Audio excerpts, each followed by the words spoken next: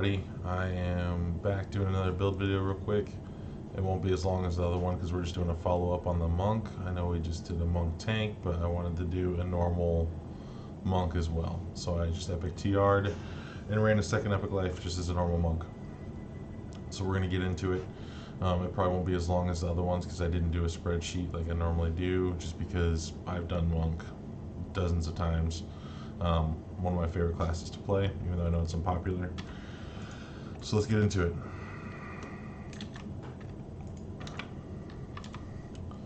So, stats. So in the normal monk, wisdom is obviously our main stat. So for our starting stats, I did 20 wisdom, 16 con, 15 dex, 8 strength, 10 intel, and 8 charisma. So pretty straightforward. Wisdom is your best stat, max it out. Con for some extra health. Dex for some extra AC reflex, and you're going to use the 2-weapon fighting feat line, so you get some dex there for the prerequisites. And the intel a 10 just to get me to my combat expertise faster for the prerequisite there. So let's go over the feats since we're talking about them. So it doesn't matter too much in the order you want to take them. It's more your style of what you want to do. I definitely prefer getting to our whirlwind attack at level 6 when we can, because it makes leveling just that much easier because it's your main AoE attack and it's really strong low levels. So to get there, we have to take dodge, combat expertise, mobility, and spring attack. So you can do those all before level 6 by using your monk bonus feats as well, and then have it where at level 6 you take spring attack and whirlwind at the same time so that you get them, because they both require +4 base attack bonus, which you get level 6 as a monk. So other feats that we took Stunning Fist, because Stunning Fist is a crucial monk piece. Actually never traded it out there. We eventually will take improved critical bludgeoning weapons. We'll take sword to plowshare for the extra crit threat range. We will take I take the light stance as a monk. I don't think this dark stance is very strong right now. Back in the old days, dark stance used to be pretty strong. Maybe one day it'll make a comeback. And then for other feats, we do take the 2-weapon fighting feat line, like I said. And that pretty much rounds out your heroic feats. I did take my past life monk feat for the extra weapon die. I didn't take it till I was like level 27 or 24. I didn't have anything better to take, and I normally end up getting into where you either can take Vorpal Strike or you can take this. And my opinion on that is normally Vorpal Strike's better for leveling, and then once you're end game, I think that Vorpal Strike doesn't do all that much for you, so I'd rather just have the extra base damage from the weapon die. The epic feats that we did take were improved martial arts, overwhelming critical, and like I said, I took the past life monk as one of my epic feats as well. Destiny feats, we take double strike, perfect weapon fighting, crush weakness, and then at 31 I took legendary toughness. I wasn't sure what else to take. This is the first time I've done the monk since the 32s came out, and you're going to see that in some of my items as well. Next, let's go over our enhancements. So we are still in Asmir from our tank life, but I did switch it up and went to the more offensive style by doing the Fallen for the extra double strike, essentially when the bond's active, and the melee power that you get from here. And the vulnerability stacks, that's helpful too. You could go back to the protector if you wanted to. I was just trying to do more offensive style of monk. You're still instant out if you're using Handwraps. It looks pretty straightforward to I think what we were. We're going to take the Handwrap damage and the lesser restore, curse, blindness, disease removal here. We're taking our strikes all the way up here. This is a big piece of some DPS, as well as making your leveling a lot easier, especially epically if you solo a lot. This lets you proc sneak attack, and I will post a video to show you what I'm talking about with it, but I'm 32 right now, so it's not going to be quite the purpose I'm explaining. But when you're in that 20 to 26 range, this essentially gives you an extra like fourth of your damage, because you don't do insane damage in the low epic levels as a monk. So when you're hitting for 300 damage, and all of a sudden you can add sneak attack in there for an extra 100, it makes your life a lot easier. It's an extra third of a boost essentially. We still take dismissal strike, some extra PRR, offhand chance, and wisdom up here. The falcon tree is great for monks because we want the wisdom to attack and hit damage, and we want the wisdom for our deadly instinct. It's got extra helpless damage, which is huge for monks in there. And then we pick up some just the cleaner stuff. Grab one of the bird strikes so that you can keep restoring your deadly instincts. I like this one as well because it reduces the fortification after the bird strike. Sprint boost is just a quality of life thing. And then the rest of this, I do like to get action boost because I use legendary dreadnought, which I'll go over in a minute. So I went to the ninja spy to get some extra action boost here, and then I think I had literally 1 point left over, so I put it here just for some flat 3 melee power and 3 PRR. So that is that, and then let's go into our destinies. So for epic destinies, Grandmaster's just great for Handwraps monks. Dreadnought's fun too. I've done Dreadnought top tier before too, if you're just looking for some extra damage. But across the core here, your stun DCs you're definitely wanting. This is a great cleansing tool when you're leveling up for native levels. Some extra double strike, your flip kick, or drifting lotus. I call it flip kick. Here, these are really flavor pieces that you can choose. I normally always grab at least the stance that I'm doing because it doubles it. So this 3 points here is getting us 6 saves.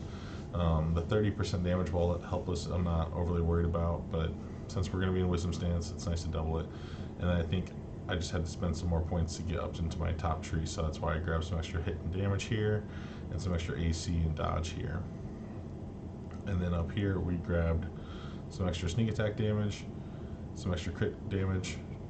This is very crucial. This lets your flip kick stun. And then this was our last dump point for some extra fortification. Again, if you prefer dropping the fortification, you could easily switch it out here.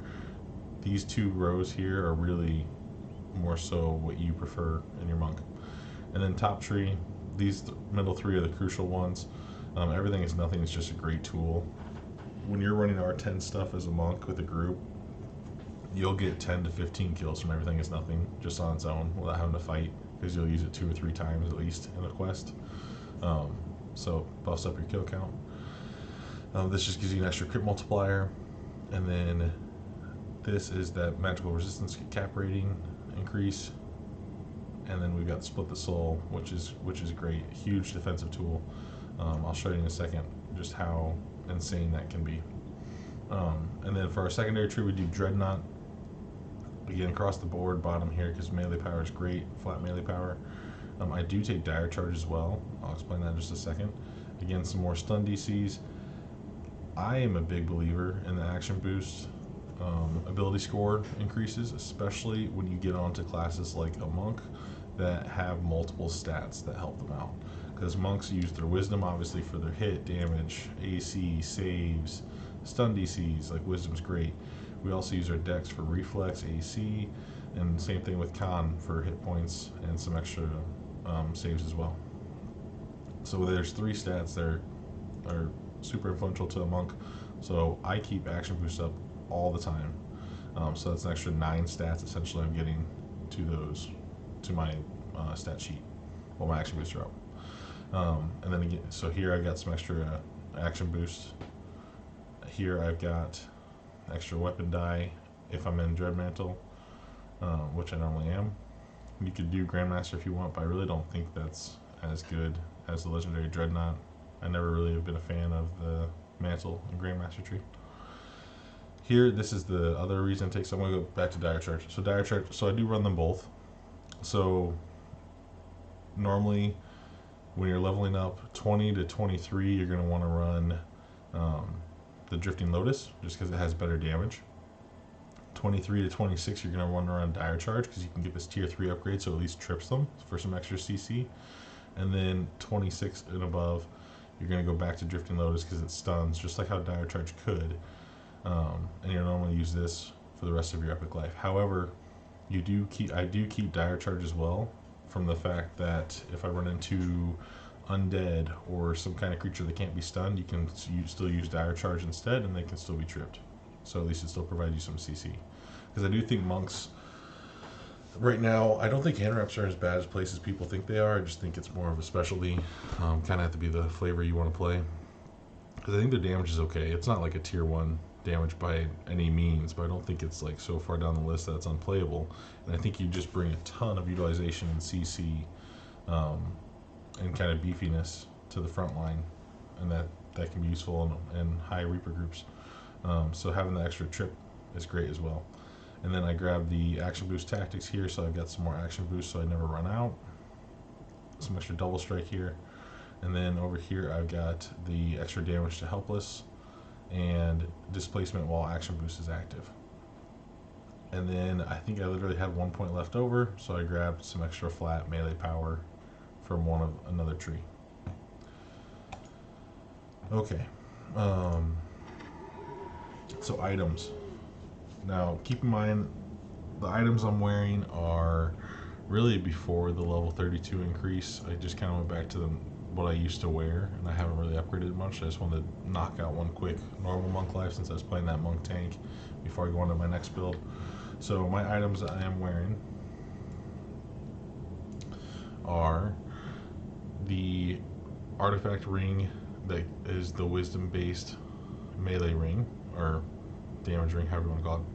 So on here you've got your wisdom 14, you've got quality accuracy, quality deadly, and I slot in some extra wisdom on there. I've got my festival and exceptional wisdom on there, and I've got my actual diamond of dex on there as well. And then you go into your set bonus. I use part of the family. I do think with all the new sets that have come out that it might be better to use multiple smaller sets than what I'm using. Like, I'm using 2 bigger sets, and try to maximize your items that way. I totally think there's some room for improvement here. So I use part of the family, so Turncoat, Hammer Fist, and the Family Recruit Sigil. Part of the family is great though. It gives you double strike melee power, damage to helpless, and fortification bypass. Like, there's not 4 better set bonus pieces for monks. So, and then I do run a winter set as well. So for my winter set, I've got the Cold Iron Bracers, just because they're pretty solid, just a flat stat buff bracers. Give you some extra hit points, some extra protection. I run the Cloak of the Winter, again for some false life, as well as the Life Sealed and the Winter Piece. The Direwolf Belt is truly a great monk item. It's got Superior Reinforced Fists on it, Deception 10, Insightful Seeker, Shield bonus. You could switch this out for that Raid belt that's in, oh, I forget the name of it now. The Sharn Raid with, oh, I'm totally blanking on the name. Too Hot to Handle. Too Hot to Handle is what I was thinking of. Yeah, that belt would be the Cornerstone Champion. That belt would be nice, and that would fill the slot here, because the only thing I'm missing in this build, at least in stat wise, is quality wisdom, which kind of sucks because you are wisdom based. It'd be nice to have that, and that could give you that. And then I run the boots down here. These are definitely changeable. So like I said, there's a lot of upgrade potential in these items here. And then to round it out, my random pieces, I've got Collective Sight for Insightful Wisdom and Con 13. I've got the Crown of Leaves just because it gives Profane, Well-Rounded, Accuracy, Deadly. It's a nice little, like I said, bang for your buck type of item. And then my fill-in piece is normally my ring. It's got Stunning on it, Action Boost, and Insightful Armor Piercing. Like I said, the Insightful Con I'm already getting from the boots, so these boots could really be switched out for something quite a bit better. It's nice to at least get the 4-piece because it gets me a little extra hit points. But with those hit point changes that just came out in Update 57, I don't really think you need that little buffer. I normally try to make sure I'm over 2,500 just so you can survive, or R10, like so you can survive a hit or two, so you've got time to heal or CC. You don't just get one shot. But I think I was level 20 or 21 when the Update 57 came out, and I went from about 1,000 hit points to about 1,400. So they kind of give you that nice little boost there too. So that's my gear. Right now I'm using the Night Mother Handwraps. you could definitely upgrade these as well with either some raid hand wraps or some higher level ones.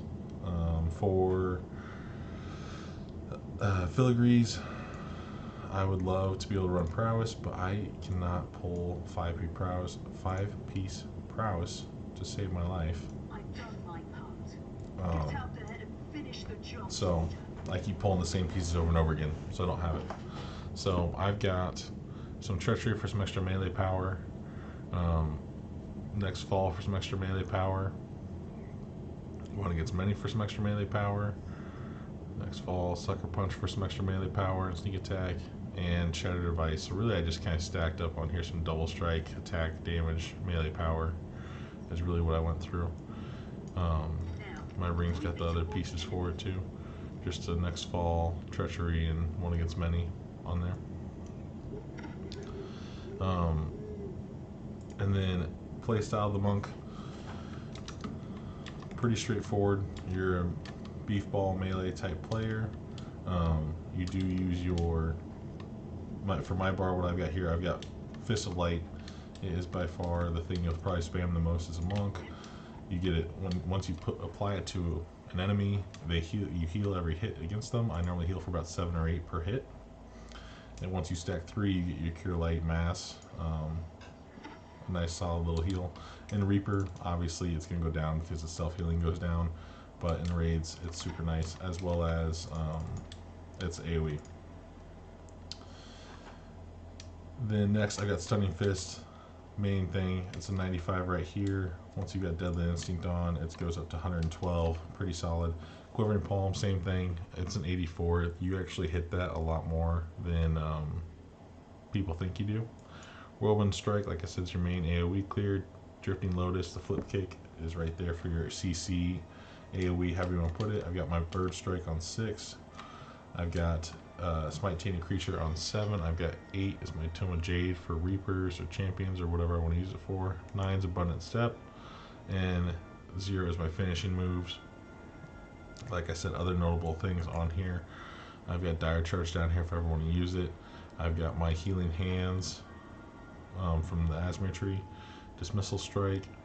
And then I've got the other Jade Strike. The Eye Stun Strike, Spring Attack, and my Unbalancing Strike. So that is pretty much what I'm bringing to you from the normal Wisdom-based monk. Nice thing is you do get a lot of dodge.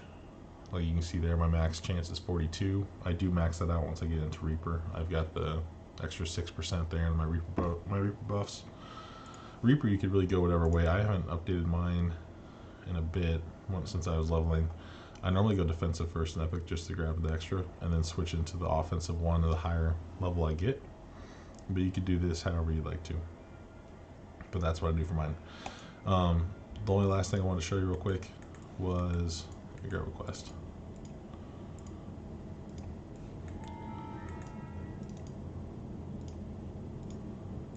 Just stepping on Reaper, just for the extra buffs because it's a fun stat sheet check. So Reaper, you've got 3,600 hit points.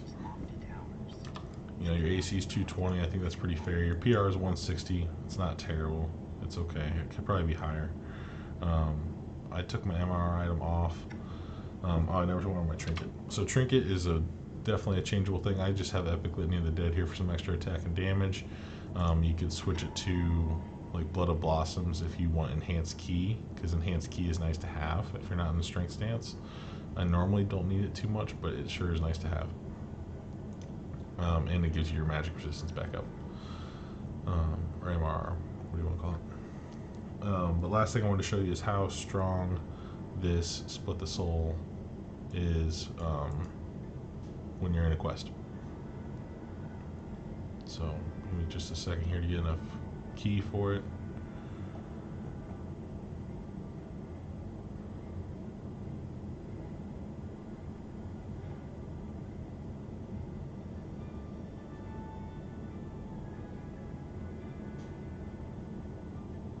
So I've got this fun little thing with the effective hit points, and I don't really look at it all that much. I only looked at it this because it jumps up dramatically. But when you have this effective hit points on, so you're 18,000 right now.